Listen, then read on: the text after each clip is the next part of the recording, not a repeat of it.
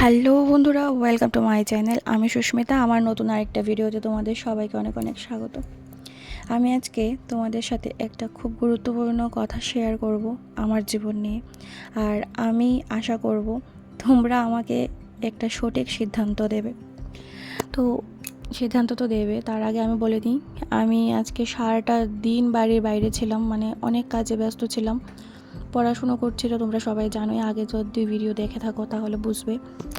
তো যাই হোক, পড়া থেকে এসে আমি আর আমার বর চলে আসলাম বাড়িতে।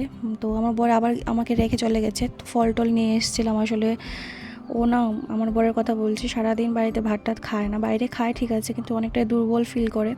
তার জন্য কিছু ফল নিয়ে এসেছি। আর আমারও একটু প্রবলেম আছে, বলবো তোমাদের সব কিছুই আস্তে আস্তে।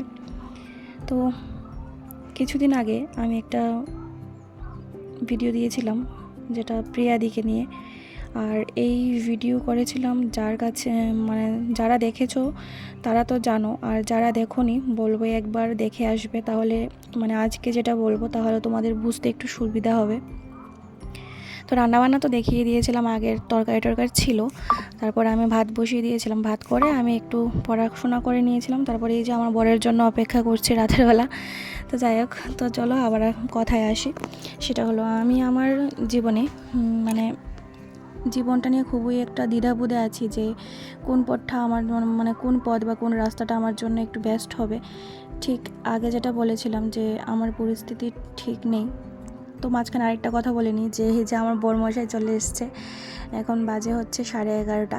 আর আমি কি বলবো, এখন তো 11:30 তবু ঠিক আছে, কিন্তু অন্য সময় তো আরও দেরি হয়, 12টা 1টা, এমনও দিন যায় 3টের সময়ও আসে।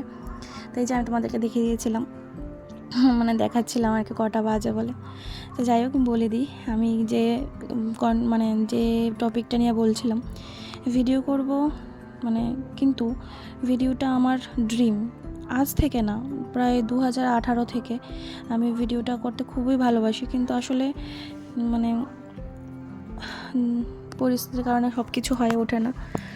মানে যারা দিনের বেলা সব কাজ টাজ দেখাতে পারে, আমি পারি না। রাতের বেলায় আমার সব কাজ করতে হয়। কি করে ভিডিও কন্টেন্ট করব কিছুই বুঝতে পারি না। এমন একটা পরিস্থিতির মধ্যে দিয়ে আমি যাচ্ছি। আসলে অনেকেই ভাবতে পারো তোমরা যে সিম্পেথির জন্য হয়তো এগুলো বলছি। তো আরেকটা কথা বলে ফেলি মাঝখানে, বারবার কথা আমি ভঙ্গ করছি। তো দেখতে পাচ্ছ এখানে, মানে আমার শ্বশুর শাশুড়ি, ওরা দেওয়ার টেওয়া সরা, ওরা সবাই খাওয়া দাওয়া সেরে চলে গেছে অনেক আগেই। তো আমাদের জন্য এগুলো ছিল, ওদের তো করা হয়ে গেছিলো আগে, আমি বলতে ভুলে গেছিলাম। তো এখানে কচু বড়া করে নিচ্ছি, আর কিছু করব না, তরকারি ছিল আগের, আর কচু বড়া ভাত খেয়ে নেবো রাতের বেলা। তারপরে বন্ধুরা, আমার বর থাকে বলে আমি একটু মানে ভালোভাবে তাও চলতে পারছি তোমাদের সাথে, একটু মানে একটু হলেও ভিডিও দিতে পারছি, বা হয়তো ভবিষ্যতে পারবো। মানে ও আমাকে অনেকটাই হেল্প করে, সারাদিন তো পারে না, কিন্তু রাতের বেলা আসলে অনেকটাই হেল্প করে। তোমরা দেখতে পারবে এখন কতটা হেল্প করে। তো যেটা বলছিলাম, মানে অনেকেই ভাবতে পারো যে সিম্পেথির জন্য আমি এগুলো কথা বলছি, কিন্তু না বন্ধুরা, সত্যি বলছি। আমার আগের, মানে অনেক আগের একটা চ্যানেল, মন্টি লাইফস্টাইল, আমি হয়তো এই চ্যানেলটা তো এই ভিডিওটা ছাড়তে পারি জানি না, তোমরা দেখতে পারবে 4 বছর আগের মানে পুরনো ব্লগ আছে, কিন্তু তেমন গ্রো করতে পারিনি। একই প্রবলেম ছিল, পরিস্থিতি। যেমন আগে ফোন ছিল না, নেটের প্রবলেম ছিল, অনেক প্রবলেমের জন্য পারিনি। আগে এটা হয়, মানে না হয় আমি তোমাদেরকে পরে কোনো ভিডিওতে শেয়ার করব, কিন্তু এখন মানে বিয়ের পরের কথা বলছি, এখন ফোন নেট মোটামুটি এখন সব কিছুই প্রবলেম সলভ হয়ে গেছে, কারণ যেহেতু বর আছে আমাকে অনেকটাই হেল্প করেও। এত কিছু থাকা সত্ত্বেও আমি কন্টেন্ট করতে পারছি না, কারণ কেউ হচ্ছে আমি দিনের বেলা কোনো কাজবাজি করতে পারি না। বিভিন্ন কারণ আছে, বিভিন্ন কারণ না হয় তোমাদেরকে আস্তে আস্তে আমি শেয়ার করব, কিন্তু মানে আমাকে যা করতে হয়, যতটুকুই আমি কাজবাজ করি সবই রাতের বেলাই করতে হয়। তার জন্য বুঝতে পারছি না আমি কি করব।